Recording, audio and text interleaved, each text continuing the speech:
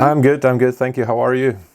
I'm good. Thank you so much. Yeah, it's great that you're here, and I'm excited to talk about publishing. So, uh, I guess I was going to introduce you first. So here is Dr. Gia, and she has a YouTube channel, great channel. I will make sure to link to it under the video, and she helps clinicians mainly, but I would say it's probably a lot of that advice will be universal to all kinds of students.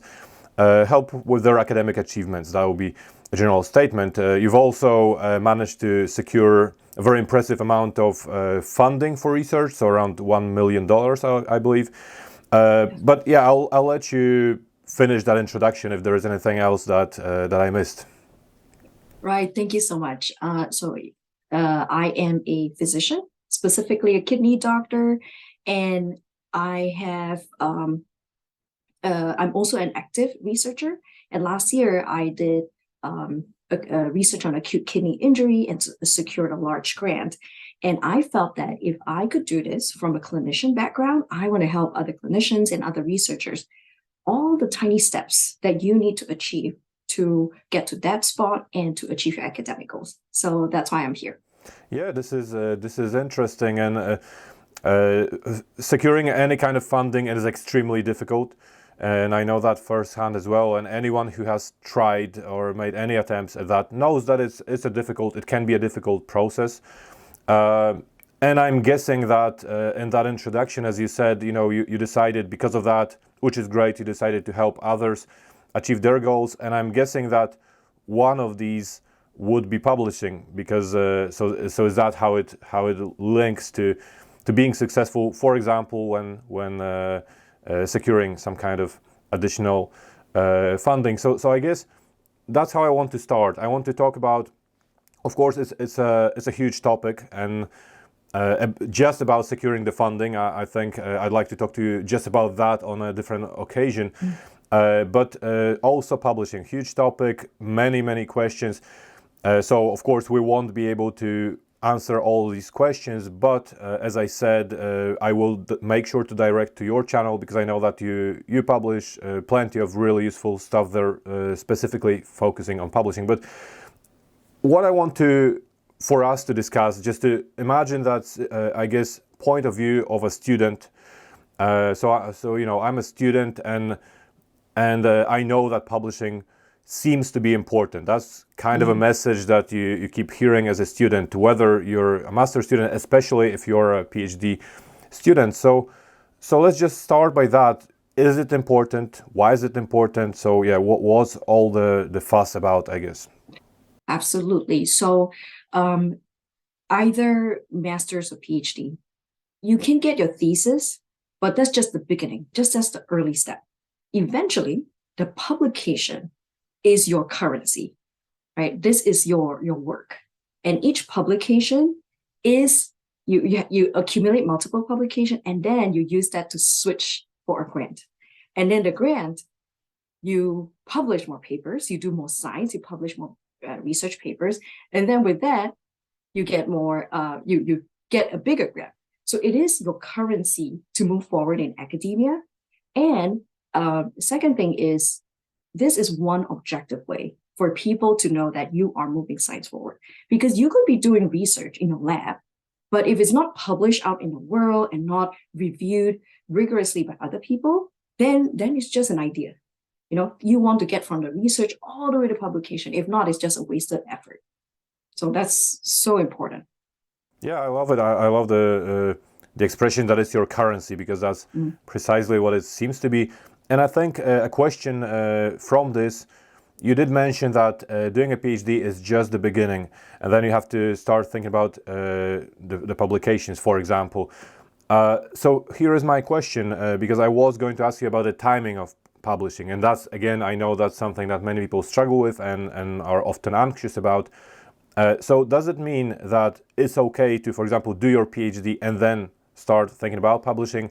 Do you have to publish as you're doing your PhD, as it's often recommended? So which one is it? Of course, I can guess that it's probably the sooner the better, but would you say it's absolutely essential, or can you do without publishing and just focusing on the PhD study first and then maybe planning to publish? Right, right. So I'll give you my personal experience and tell you what is wrong, okay? What I did wrong. So I finished my master's, completed my thesis with zero publication, right? So that's what I thought, that was what I thought was the right way. And when I did that, started looking for a research position, they're like, how are you gonna get, if you can't even publish a paper, how can I hire you as a scientist? So now I get oh, okay, I have to prove myself because other than this thesis or a degree, I have nothing to prove that I can bring projects to completion. So the best way I would say is if you can even get one or two publications throughout your master's or your PhD, that will show people that I can do multiple projects at the same time. I can complete my PhD and also publish. And second thing I would say is PhD is a huge publication which has multiple small research papers. So don't think of it as two separate things, but oh, I have this huge PhD. That means you have 10 chapters, and each chapter can potentially be a topic. Each chapter can potentially be a research question and a publication. And so I always think that if I do one thing, how can I make multiple babies with it? Like even when I have one research project, a 5-year project, I don't think of one paper. I think about, oh, I want to do a protocol paper so I can publish it. Then the design of the paper, then I publish it. Then the actual analysis and the result, then I publish it. Then follow up. So one project, even 1 year, I try to come up with 4 or 5 papers, just like with that end in mind. When you go to your PhD project with that in mind, then you're starting to think like a real researcher, like a real academic. How do I move my science forward, not just a PhD in a thick book that is hidden in a drawer, but out in the real world? So that is what the PhD is about, to teach you how to do it. But eventually, you need to transform that into science that can be seen by others. Okay, so that's interesting, and actually, again, it nicely leads to some of my other questions.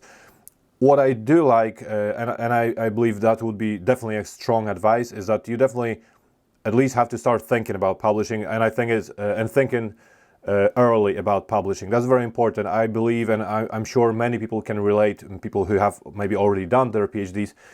I kind of wish I knew that when I was beginning, because I didn't think about that this way, and it is difficult to publish, and we'll get to that, and all the practical problems and considerations. But I believe, at least if you know that, if it's somewhere at the back of your mind from the beginning, as you said, you may start thinking even about what I'll do with these individual chapters, how I can potentially do it, or even start reading about how to turn this kind of chapter into publication, or researching the journals where you can submit. So I think that's very important to start thinking about this early. And also the question it does lead nicely into is my question was what to publish. So of course, as a student, you don't have much research. You might be working on one at the moment, but it's probably not. It's too early to be publishing the results.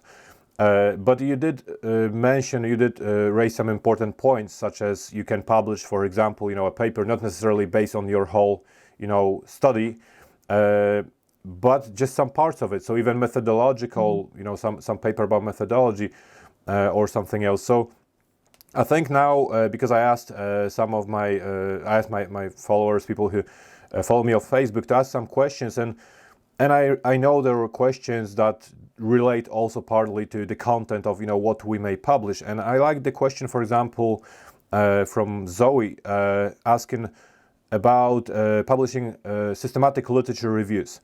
Whether and is there an appetite for this? That's her words. Should we do that? Is it a good idea? And I like it because I'm thinking, as a student, one thing you do have always as a PhD student is plenty of theoretical knowledge, because you have the literature review chapter is usually among the first things you work on. So of course there is so much stuff, you're already doing some kind of a literature review. So what do you think about that? And so first, what do you think about that? Is it a good idea is there demand for it? Right. So systematic reviews are excellent way when you don't have your original research yet, because you are collating other people's research, but in a very systematic way, collating all the information, and then publishing it. So it is still work, it's still original research because you're synthesizing this body of literature into something new. So it is an excellent way for PhD students or master students who have not had their breakthrough yet, they're still doing lab work, and you know what, let me find out what sort of data is available. Now, for systematic review, there are different types, and the question is if there is an appetite. It always comes back to the research question, not what method. Like just saying, is cohort study, is there an appetite for cohort? That's not the right question. The right question is, in this field, what sort of gap has things been studied, and is this systematic review the right way to answer the question? So you have to think through that, then say, okay, I see a bunch of qualitative paper that has not been answered, and can I find a way to collate all this information using systematic review? Oh, looks like nobody has ever done it. And I think it's a wonderful way to combine all this information and then publish something. So that is the beginning of thinking about your study design, not the other way around. I like this idea, and I hope that those watching us will also appreciate this idea, because it's brilliant, and it's a way to overcome one of the most commonly, I think, mentioned limitations and anxieties is precisely, what do I publish if I'm a student? How can I publish? So that's a great idea. Another question, and it's actually also about content of publishing. So Alexander is asking, I'm just going to read it. It was a long question, but it's basically about should we have publications that are firstly relevant to what we're trying to do? So Alexander said, let me actually open this question. If we're developing a research project based on our own research and ideas stemming from the PhD, so I take it it's after the PhD, to what extent does having published papers contribute towards being able to successfully pitch this to a university and potential funders? And also, and more specifically, would the number of publications matter, as well as the general relevancy of these papers regarding the project and the reputation and ranking of the journal? So we'll take it one by one. There are lots of things, but I guess the first one about the relevance, quite important, because then again, that was my question. Is it enough just to publish, plenty of papers? What if I'm going to go into slightly different direction and I'll find myself having wasted a lot of time? Or is it still going to be, as you said, currency, because at least it shows, well, this guy at least knows what he's doing. He's worked hard on publications, even if they're not 100% relevant.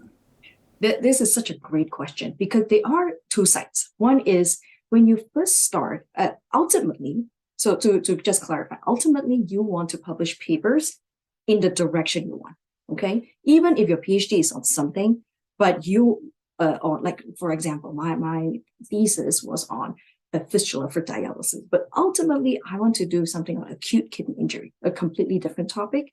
So I start working on projects surrounding the new topic, because that's my direction, okay? Having said that, to get that part, your original research, that will take some time to build. You need to do the first layer, second layer, third layer, and then to actually write a paper and to go all the way to publication, that is a completely different skill. So at the beginning, somebody who's completely new and has never brought their own project from empty paper to publication, just join other people's collaborative work. It's okay, because you want to learn the different parts. You join them to see, oh, this is how they write. This is how they edit. This is how they manage their time. Oh, this is when they do the submission side. These are all the 5 things they have to talk about, and took like a whole day. And when the reviewer comes back and wants you to respond, oh, this is what they do. So even joining projects that are not relevant is still a worthy project, because now you're learning about navigating the publication process. Then once you have some maturity, simultaneously, you can start working on, I choose a project that's relevant to my future goal. So it's not one or the other, but at the beginning, join others so that you get quick wins and you learn the process at the same time. And eventually you want to mature and graduate to the next step. So that is kind of my 2-part answer about the type of relevant research question, research projects for you. Okay, yeah, thank you. That's great. And we'll come back to Alexander's question, because, like I said, there were a couple of layers there. But just as you were explaining, I thought joining other people, I know it's going to be a difficult question. There is no one clear answer, but where do we find them? That's another thing. How do we do that? How do we go about that? Because I remember thinking as a student, where do I even start? I was lucky enough that I was lucky enough generally to make that transition quite smoothly into a research assistant position. And this was all overlooked by my supervisor at the time. So I do consider myself lucky because this gave me job opportunities, publishing opportunities. Where would you look for such opportunities? And is it just about securing a research assistant position, which, okay, is a great way, but then imagine again doing that and your PhD. Is there any other way? Are there groups that, are looking for assistants or even some kind of interns who just, may gather this knowledge? Is there such thing, or what's your take on that?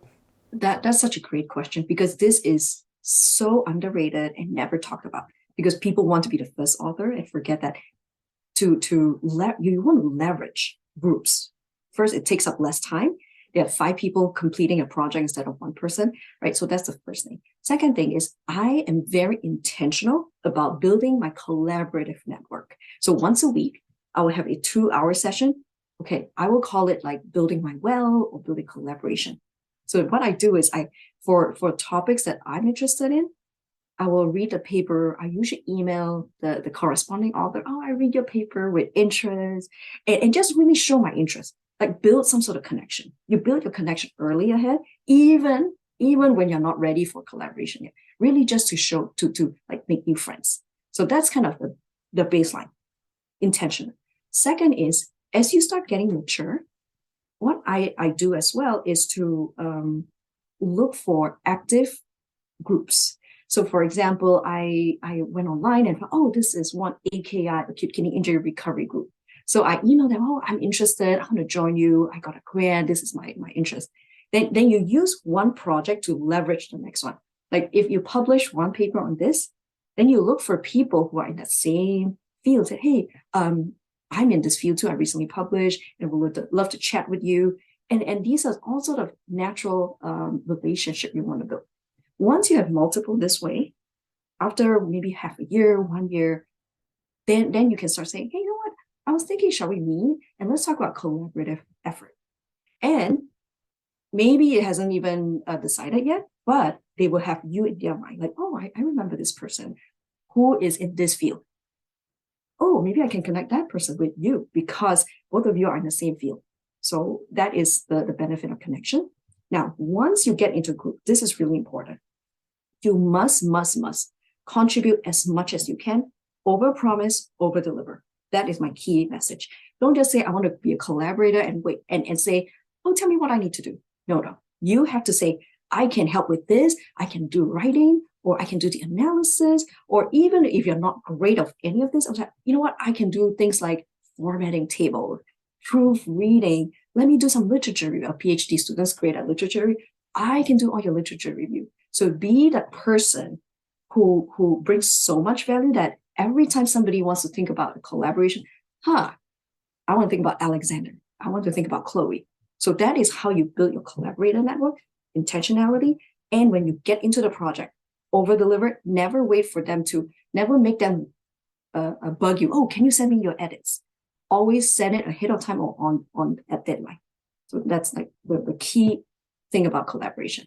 Okay, so again, I really love this advice, and there's so much knowledge and so much value in what you said. So over-deliver, be proactive, always offer something. That's, again, it's all these things, they are so much more than just advice for publishing, because to be honest, it's for any kind of, future business and work. You have to be that person. Nobody wants to have to babysit another person if they are busy and you're just asking, expecting them to lead you and this kind of thing. Then I know it's not fair, but it's true, and that's how it works. And they are busy and they won't want to, like I said, just babysit you through the process. But even if you offer yourself, as you said, even I'll format the tables, or I'll do this, just some little task, then it's still, there is some value in you being there.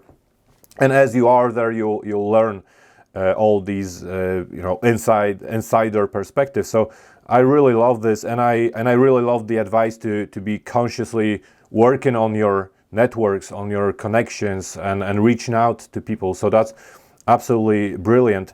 And so now, I guess the other part of that question, Alexander's question, the follow-up was also about working on a textbook and how relevant, or is it relevant? Is it going to help to say that I'm working on a textbook? I personally love this idea. So regardless of whether you are Alexander appreciated or not by that potential employer, I think it's brilliant that you're working on a textbook. But what do you think, Gia, about this? Is it also something important? It's a question I get all the time, really. Should I write a book chapter? Sometimes it's not even a whole book, like a book chapter, or should I publish a paper?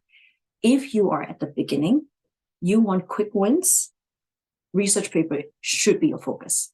So any traditional publication will take a long time, because first you need somebody to buy the book, you have to write this whole huge book, and they will take, you need your editor to decide if they want to take your book. So you can write that at the background, but at the foreground, you better be working on your research paper. And also, imagine publishing a book, but you have nothing to show for, right? Who are you to write a book? Like, what's your credential? So the more paper publication, you build your authority first, faster, then now you can say, this, you imagine the back of your book, right? This is a published author of 20 scientific journals, and now he wrote this whole paper, this Alexander, right? He wrote this paper. So imagine that versus, I got a PhD and I want to write about this. So you can see the difference in how you're going to pitch that book to somebody. So short answer is, you do both. You can do simultaneously, but I would say focus on the research publication first. Get the stack of your credibility, and then you use that to exchange for the credibility for your book. Okay, yeah, it makes sense. It's just like it generally makes sense to read also journal articles as opposed to books. I mean, of course, you read both as a student, but it's just so much quicker to, for example, read through 50 different articles than read one full book. And very often it's more relevant and more important for you. So I think it's a little bit similar. I don't want to say, I mean, of course, then we may start considering things like, quantity and over quality.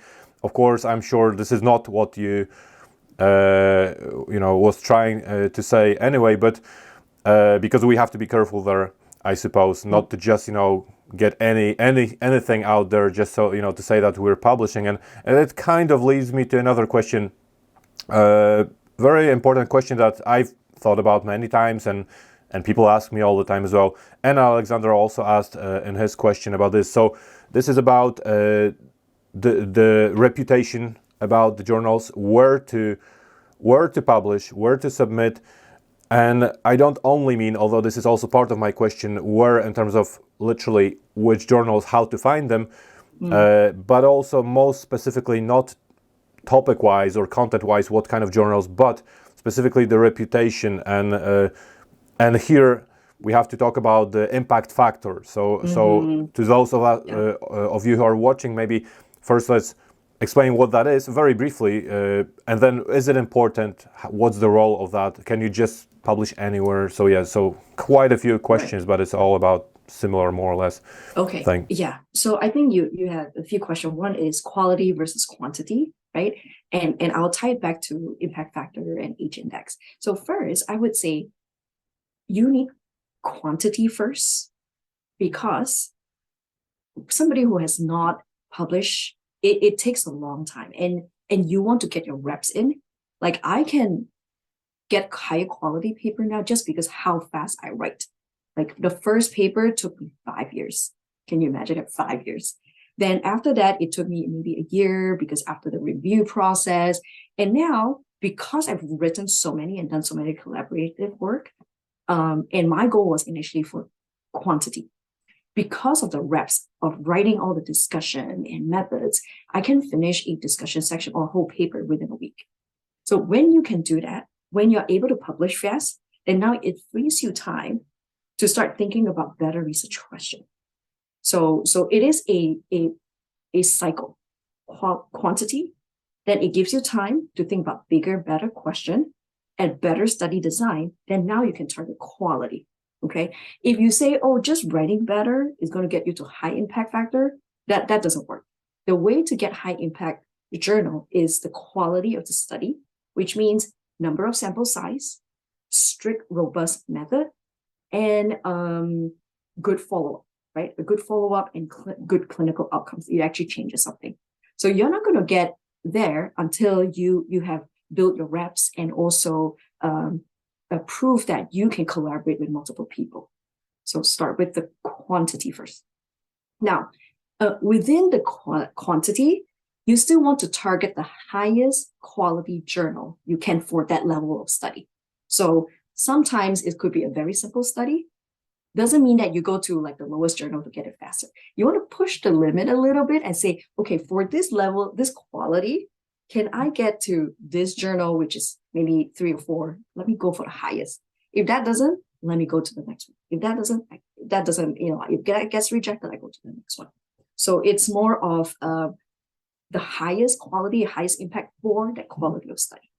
And then that kind of dives me to the next topic, impact factor, right? That is, I don't exactly know the equation, but No, nobody is knows. about, No, I don't think anybody knows.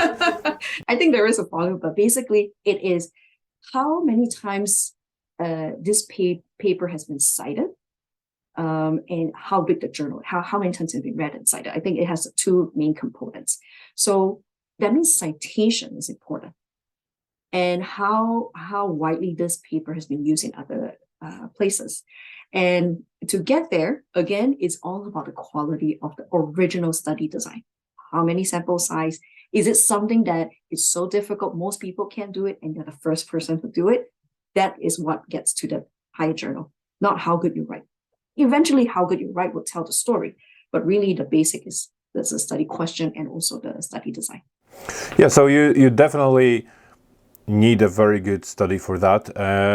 I like the idea that we still should try to at least to aim high, because then you can the worst case scenario, you will not get published in that journal, but what you will probably get is some kind of feedback and some kind of insight as to why. So this will, because I was thinking as you were responding to this question, I was thinking, okay, so how, as a student, how do I know which level to aim for? Because you were saying, what is the level of my study, which is, of course, it's hard to tell objectively. However, the way you can kind of work that out is simply to aim high and then see, what do they say? Is there any chance? Does it look like I have any chance there? No, then let's try to aim somewhere else. So would you say, of course, there is a lot of controversy about the impact factor and about this whole system. Would you say, and as a result, I believe there is also a lot of different journals. There are also lots of different journals that are completely unknown. I don't even know if they have any. Is it possible not to have an impact factor, or they just don't cite it anywhere because it's low? Is it worth, in any way, is it worth it to even, to consider these? Because then one may think, okay, this whole idea of an impact factor has been, like I said, it has been criticized by an increasing number of people. So somebody may figure, a student may think, okay, then should I just, publish somewhere where I'll definitely get published? It's not going to be a reputable, journal, but at least I'll get some publications.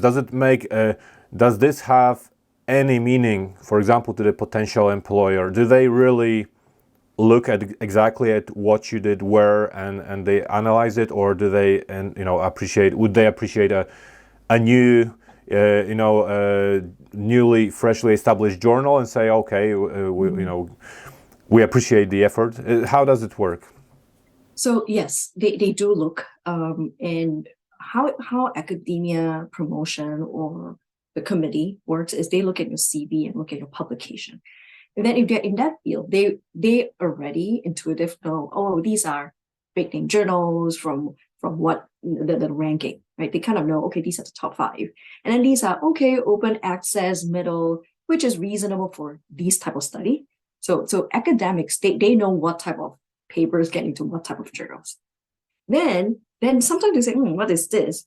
The lower rank, that you have to be super careful, because sometimes these are predatory journals. It's not about the impact factor, because impact factor, you have to be on the market for at least 3 years to get enough data. So let's say it's a new journal, completely brand new journal, but came from the major society. Then they may not have an impact factor yet. They may not be indexed in PubMed or other data repository, but eventually in 3 years, it's going to be a big one. So that is one piece. Second is the predatory journals. These are journals that the goal is to take your money, but not disseminate your science. Their goal is just to take your money. And so things to watch out for are, you look at their website, looks kind of odd. The editors look like mismatched. They very little peer review process. And they say, oh, I will take your journal. 2-day review. That doesn't make sense, because to do a review, I take like whole day, right? I have to craft my response. They have to get it, everybody. So if you see things that are too good to be true, it is probably a predatory journal. And why you should not publish in predatory journal is because sometimes they may publish it out, okay? But sometimes the whole company collapses and your paper is gone. So you thought you're published, but it's never shown in the world. So it is no longer recorded. So that is the main thing. You actually lose your work, and you can get into your reputation. Your reputation may be affected. Okay.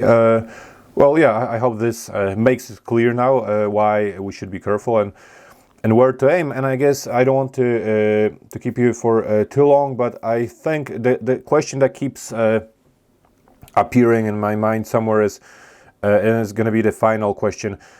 We have established that it's good to start early, to think about publications early. But now there are situations, and I would say it happens more often than people usually think, or more often than an average student may expect. But it may happen that after you finish, you graduate, you are not going to stay in academia. You're not going to be a lecturer. You're maybe not even going to be a research assistant. I'm not talking about, doing a completely different thing, working in a restaurant, but I mean, just choosing some kind of, industry, still relevant, but obviously the rules there and expectations, everything is different. And it's fair to say that the publications in most of these places are not that important. So what then? Would you still say, well, it was still worth it because you've developed so much, practice and rigor and discipline through publishing. So don't worry, you haven't wasted that time, or is that a time wasted? Because I'm just worried what if some people who will take this advice say, okay, I'll start early, and then they end up going somewhere else and think, Jesus Christ, I wasted 2 years publishing. Is there any hope? Is there anything to say? A lot. Okay, I have so many comments about this. First, the project, let's say, even if the scientific question is not your main, the whole process of publishing a paper shows multiple transferable skills. What does it prove? It proves that you can manage multiple projects at the same time. It proves that you are a finisher. It proves that you're great at managing yourself, your team. It proves that you can navigate things that are complex, that are not easily known. And finally, it also proves that you can gather people. You can gather people to come up with a project. And so these skills can be transferred into multiple different industry. Let's say you go to industry where it's still research, okay? In your CV, you can say, oh, I have published this paper, and it shows that I was able, then you talk about the skills. In this project, I was able to gather 8 people and let them through from this to this within 1 year, right? So these are like, wow, that is impressive. Or I got 4 multi-center sites to combine to publish this, and we build something. So it shows that you are like, these are the skills that employers are looking for. If you go to research, you don't do investigator-initiated projects, but pharmaceutical initiated projects, like they want to develop drugs. And when they hire scientists into those companies, they want to see these skills, because they want you to be managing a group of scientists or research assistants to carry the project forward. They don't want you to be the bottleneck, and then the medication can be approved. right? So that's in the science field, but I'm not sure about humanities, like education or not, but generally, these are all the skills that you need in every industry. Yeah, I love it, and I'm sure it's the same in humanities and other fields. In fact, I have a separate video in which I talk about developing a job application, in which I explain specifically how to make things that are seemingly irrelevant relevant to your, for example, job applications. And I'm sure in the process of publishing and writing, it's not even that hard to find skills that are really relevant to all kinds of other industries. So it's definitely a good advice. I think that's all.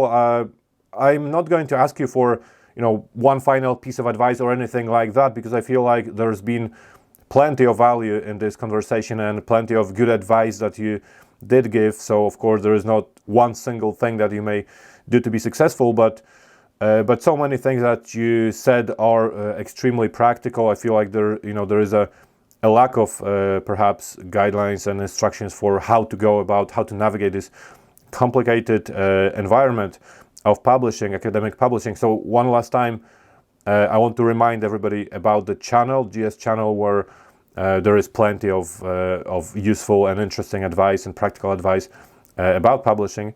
And Gia, thank you again for being here today. Thank you, Jarek. Have a good day.